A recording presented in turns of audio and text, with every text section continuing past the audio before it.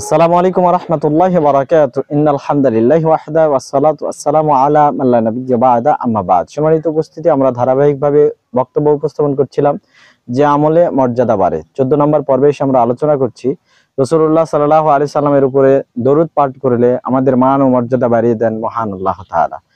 আপনি নাসাই খুলুন, 1297 নম্বর সংখ্যা হাদিস এসেছে, আনাস রাদিয়াল্লাহু আনহু বর্ণিত, তিনি বলেন রাসূলুল্লাহ সাল্লাল্লাহু আলাইহি সাল্লাম বলেছেন, মান সাল্লা আলাইয়া সালাতান ওয়াহিদাতান সাল্লাল্লাহু আলাইহি আশরা সালাওয়াতিন। যদি রাসূলুল্লাহ সাল্লাল্লাহু আলাইহি সাল্লামের উপর একবার কেউ দরুদ পড়ে, আল্লাহ তার উপরে 10 বার রহমত নাযিল করেন। সুবহানাল্লাহ।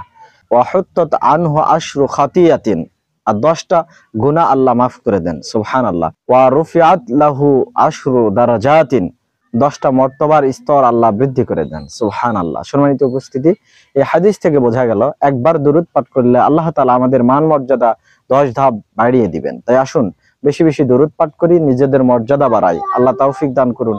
আমিন। ওয়া আখিরু দাওয়ানা আনিল হামদুলিল্লাহি রাব্বিল আলামিন। আসসালামু আলাইকুম ওয়া রাহমাতুল্লাহি ওয়া বারাকাতুহু।